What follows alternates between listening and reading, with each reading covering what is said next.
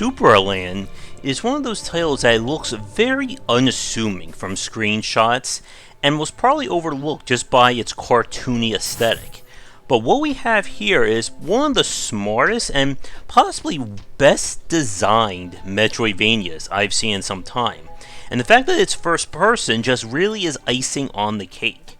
So, our story is that we are part of the Red Kingdom in this sandbox that essentially it's unsure if this is all part of a child's imagination or if the child is just our omnipotent god who's watching things unfold.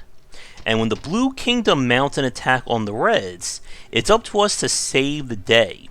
And doing so is going to require us to cross this entire place looking for tools, MacGuffins, and of course lots and lots of upgrades.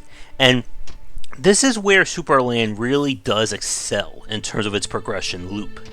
All throughout the world, you're going to find upgrades in the form of barrels that can be taken to shops or just flat out treasure chests. And they will do everything from raising your base stats, improving your damage, unlocking new passive abilities, and so on and so forth.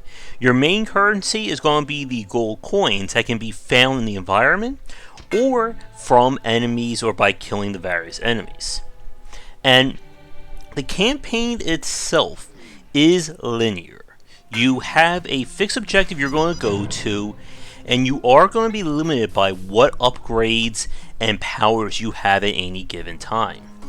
And again, I really can't stress this enough, that regardless of the footage that you're seeing on screen, this is a very advanced kind of action-adventure game. Each area will have multiple puzzles, secrets, and especially multiple optional puzzles and challenges for you to figure out. And oftentimes, you're going to be put into a situation where you'll have an entire area open to you, and you won't really know where to focus first.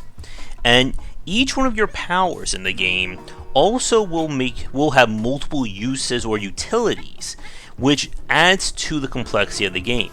For instance, right in the footage you're seeing right now, we have this purple block that I can place down wherever I want.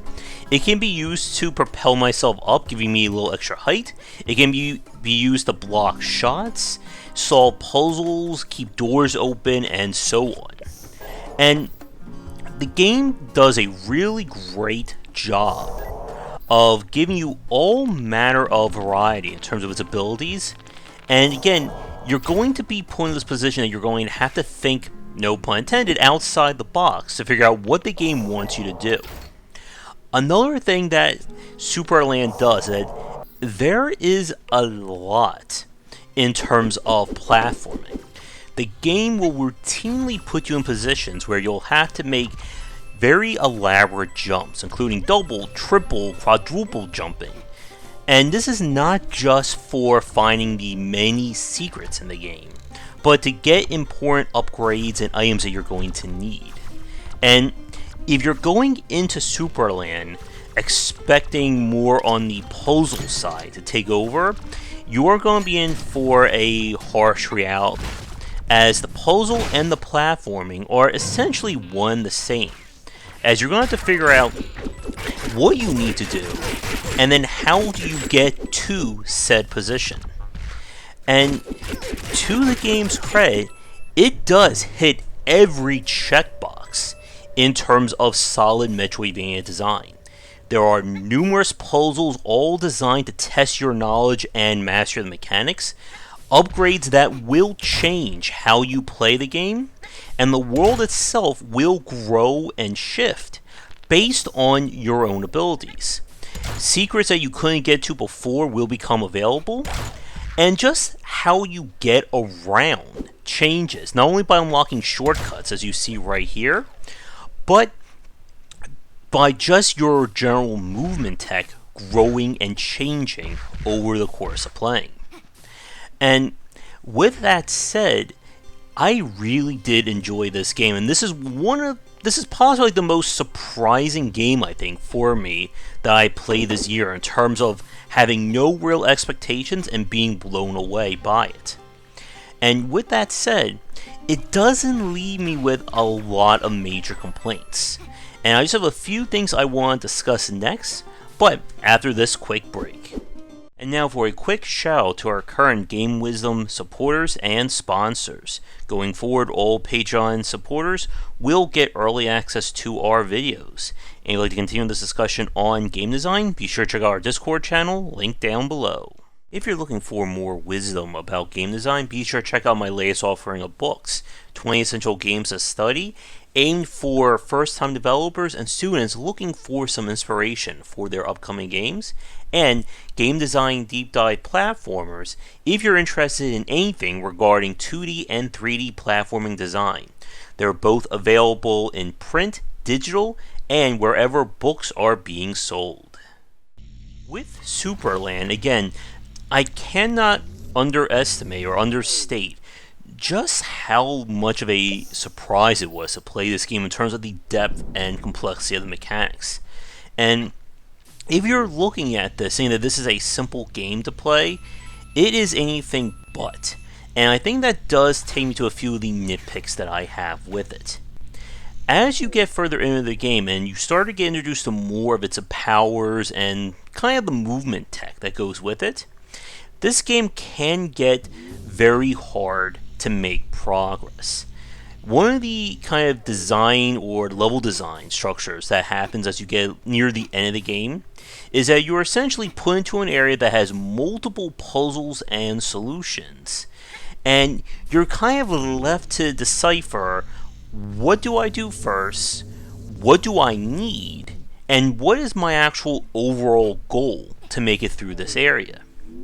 And if you're not prepared for it, this can be a massive difficulty and complexity spike for Supraland. And even with that said, there are several areas where I just could not see what the game wanted me to do. And part of that has to do with the reward structure. With so many abilities and passive powers kind of hidden around the world, you can run into that situation where you don't know if the solution, you have the solution, but you're not doing it right, or you're missing some kind of power or ability somewhere that is the whole linchpin to get through this. There is a section near the beginning of the game that involves hitting a switch that's high up in the air and then making it to a launcher to make use of it, that I could not figure out what the game wanted me to do to achieve it. Did I miss some kind of special ability that would have made it easier, or am I just not doing it right? And there are many examples of that in this game. Now, from a platforming standpoint, again, while you've been watching the footage of this game, it can be hard to kind of see it.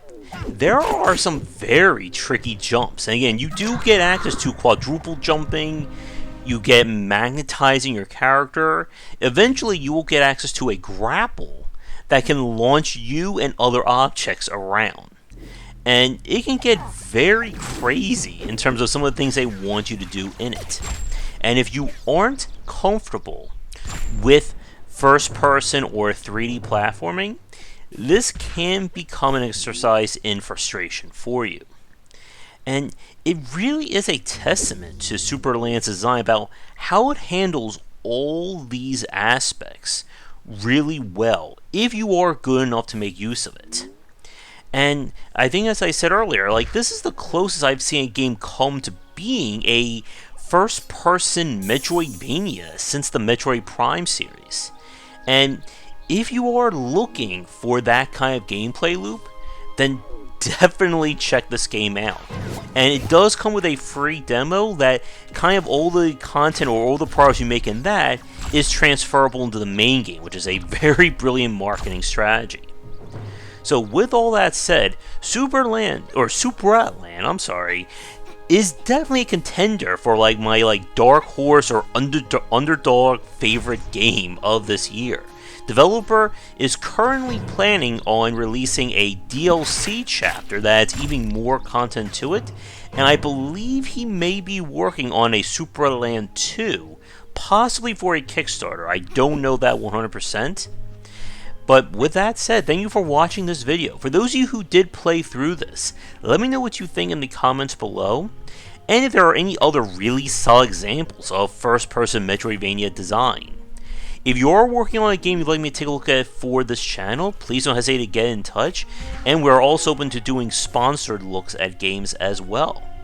As always, check out our Discord and Patreon link down below, and come back for daily discussions on game design here, and on game wisdom, where some of the art and science of games. Till next time, take care.